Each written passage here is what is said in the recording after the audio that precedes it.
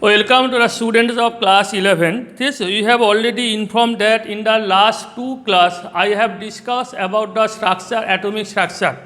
I have already discussed about the cathode ray, anode ray, some fundamental properties of cathode ray and anode rays. Yes, the Rutherford atomic model, their drawbacks, and in the last class I have discussed about the quantum mechanics, that is Planck quantum theory, and explanation of black body radiation and photoelectric effect on the basis of quantum theory.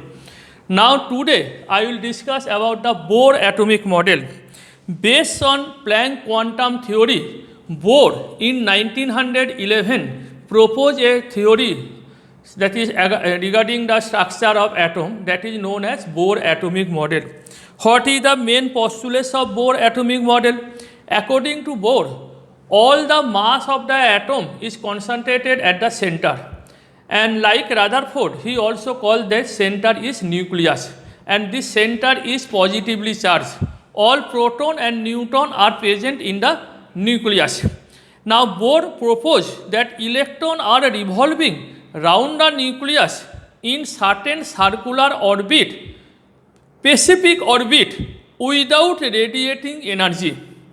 That is, there is some specific orbit around the nucleus where electron can revolve without releasing energy or absorbing energy. This specific orbit is known as cell or energy cell. Why it is called energy cell?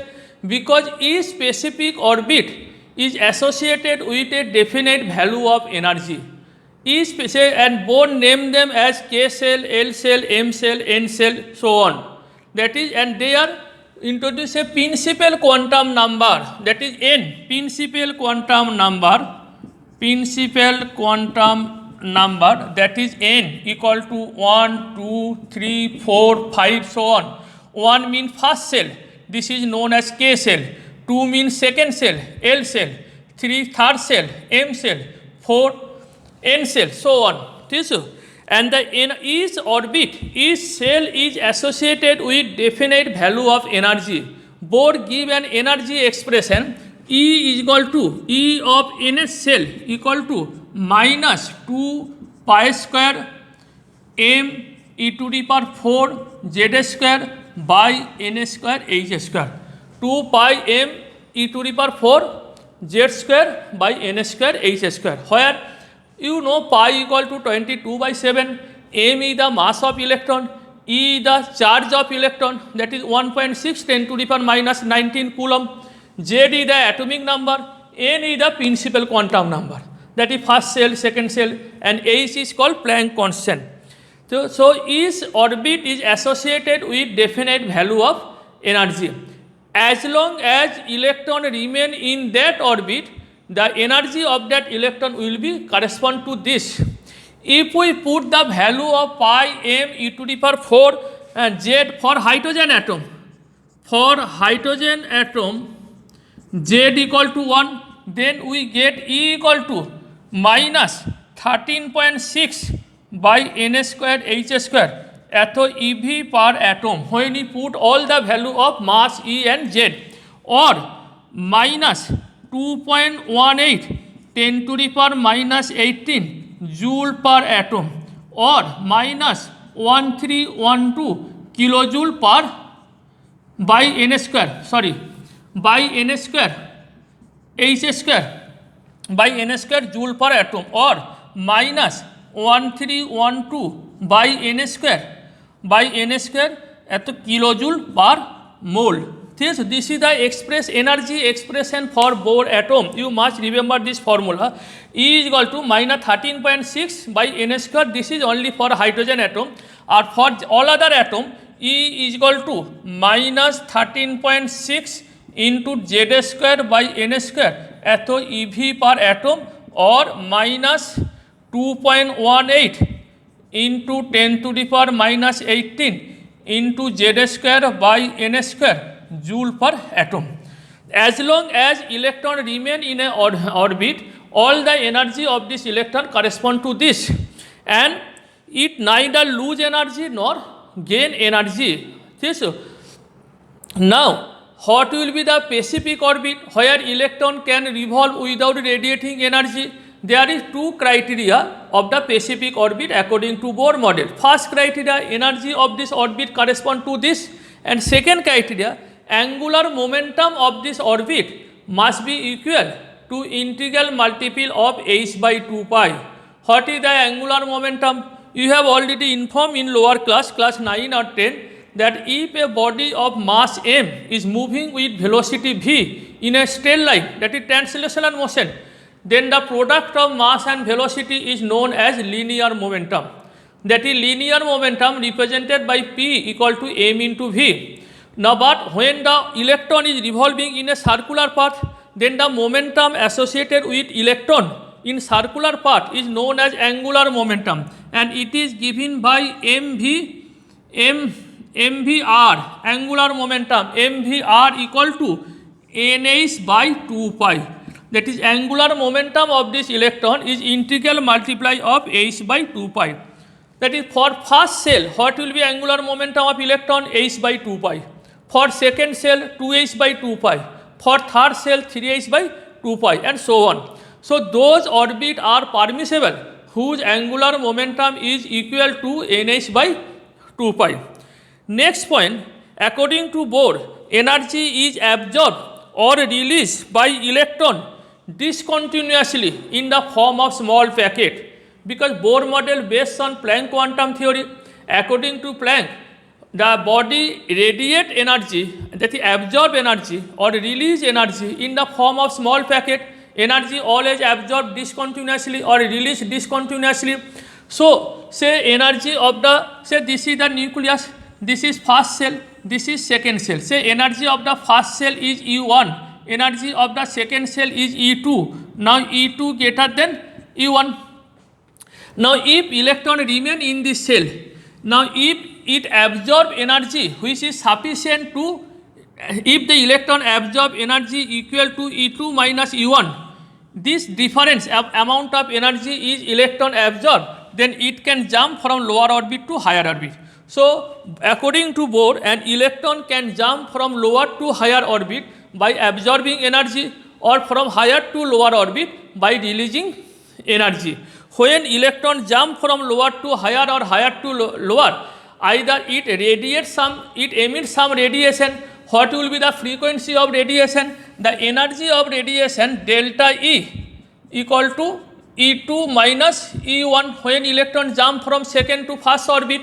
Now that is equal to E2 means ki h nu minus h nu 1 minus ki hobe h nu 2, তাহলে h into nu 2 minus nu 1, that is h into delta nu.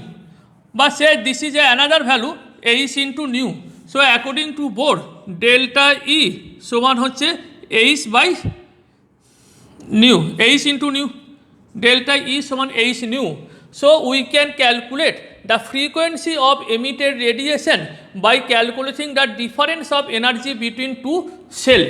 Delta E समान h into nu equal to h into c by lambda. So the wavelength of the radiation can be calculated if we know the energy of first cell and second cell, or second cell and third cell. So electron, as long as remain in a particular orbit, it can neither lose energy nor gain energy, because energy is absorbed or released discontinuously. Here the small packet is delta E. So as long as electron can never attain this delta E value, it cannot neither jump from lower to higher or higher to lower. But if electron is excited outside by heating or by passing the gas through low pressure in the electric potential difference, then the electron by absorbing energy can jump from lower to higher energy. Then a radiation is emitted, and frequency or wavelength of radiation can be calculated by using this Planck theory, delta E समान h nu or h into c by lambda.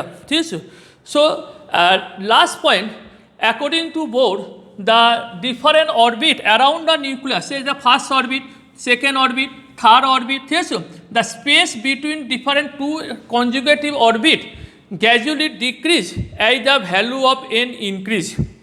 That is, the space between n1 and n2 is more than n3 and n2.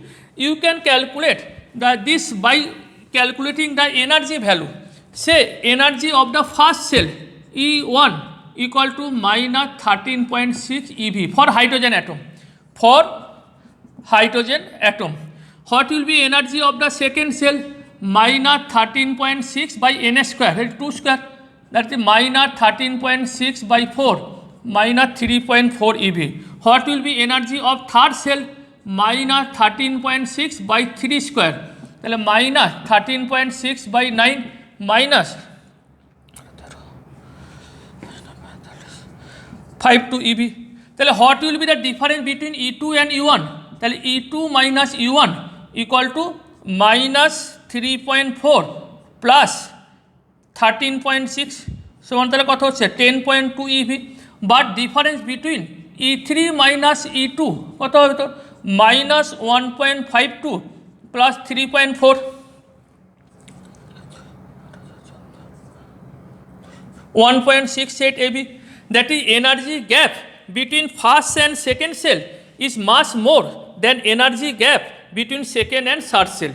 So according to Bohr, the space between the two cell gradually decrease with the increase in value of energy. So this is the main postulates of Bohr model. So what are the postulates? First postulate, electron are revolving round the nucleus in certain specific orbit without radiating energy. That is, as long as electron remain in this orbit, they neither lose energy nor gain energy. Number 2, those orbit are fixed orbit which have a definite amount of energy. This energy value is given by E equal to minus 2 pi square m e to the power 4 z square by n square h square. So each orbit is associated is a definite value of energy, so they are called energy cell. Now third point, those orbit are permissible whose angular momentum is integral multiply of h by 2 pi. That is, those orbit which can satisfy mvr equal to nh by 2 pi are the specific orbit where electron can revolve without radiating energy. Next point, an electron by absorbing energy can jump from lower to higher orbit, or by releasing energy can jump from higher to lower orbit. During this transition of electron from lower to higher or higher to lower orbit, they emit some radiation, and the frequency of radiation is given by formula delta E = h into nu = h into c by lambda. Last point, electron can jump. The energy difference, that is space between different orbital, are not same. For example, energy difference between E2 and E1 is very large as compared to the energy difference between E3 and E2. So these are the main. The radius of the Bohr orbit can also be calculated by using the formula radius of Bohr orbit r nth orbit equal to minus 0.529 into n square by z angstrom. You must remember this formula. Radius of the Bohr orbit minus 0.529 into n square by z angstrom. So for hydrogen atom, what will be the radius of first orbit? Radius of first orbit was 0.529 angstrom. What will be radius of second orbit? 0.529 into 4 angstrom, and so on. For helium atom, that divided by 2. So in this way we can calculate the radius of different Bohr orbit for different atom. So this is the main postulates of Bohr atomic model. Now what are the drawbacks of this Bohr atomic model? The main drawbacks of the Bohr atomic model, that Bohr atomic model can successfully explain the formation of line spectrum of hydrogen atom. That I have already discussed the different line spectrum, that is Lyman series, Balmer series, Paschen series. This formation of line spectrum can successfully explained by Bohr atomic model, but it cannot explain the splitting of line spectrum in presence of electric and magnetic field. It has been found that one line spectrum can splitted into several lines in presence of electric field, that is known as Stark effect, STERK, or the splitted of line spectra can take place in presence of magnetic field, that is known as Zeeman effect. Now Bohr model cannot explain the phenomenon of Stark effect and Zeeman effect. Next, the Bohr model is applicable only for one electron system, that is those elements which have only one electron, that is hydrogen or He plus or Li2 plus or Be3 plus ion. But Bohr model cannot be explained. The formation of line spectrum of the multi-electron system cannot be explained by Bohr model. So then another theory was developed. Before developing this theory, now you have already informed that in 1905 Einstein proposed the dual nature of light, that is according to Newton concept light is a particle, corpuscle theory, and according to Maxwell electromagnetic wave theory light is a wave.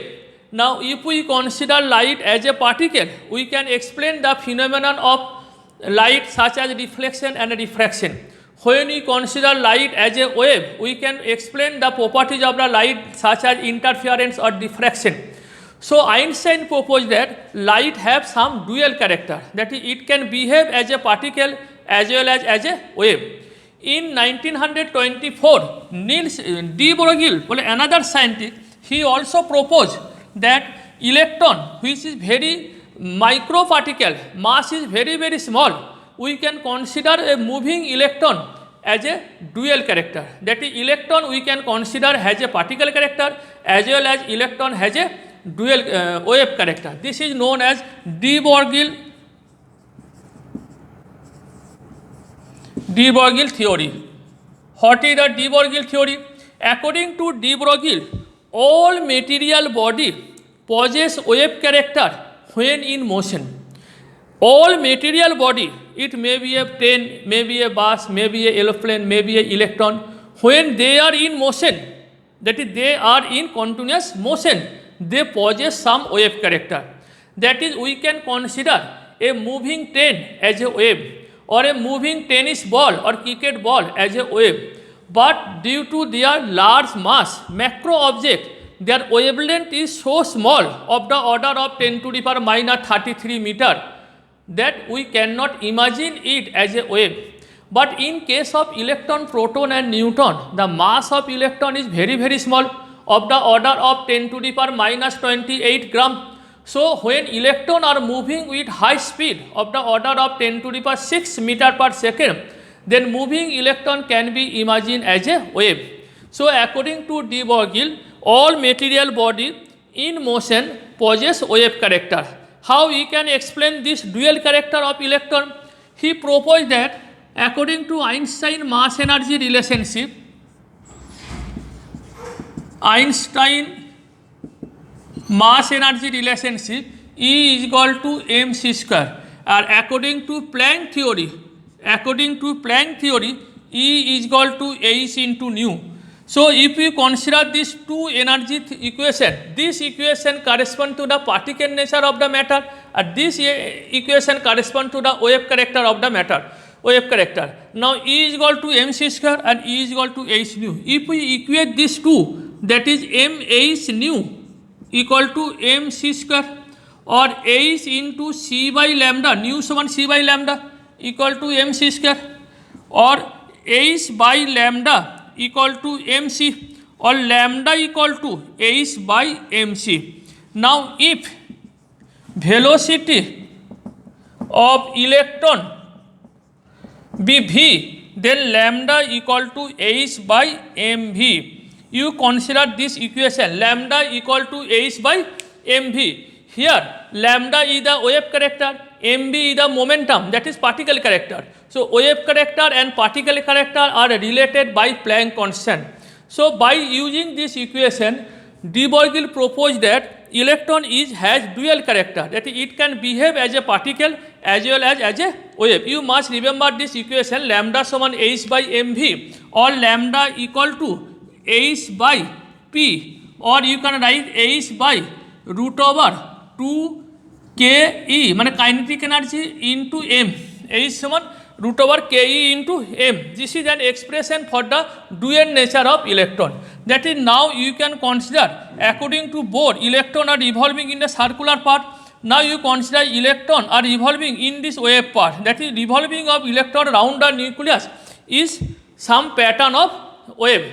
So this de Broglie equation, from this de Broglie equation, he proposed that electron have some dual nature. It behave as a particle as well as it behave as a wave. So in the next class, I will discuss about some numerical problem based on Bohr theory and de Broglie theory, and then I will discuss about the Heisenberg uncertainty principle and the main theme of this chapter, that is wave mechanical model of atomic structure.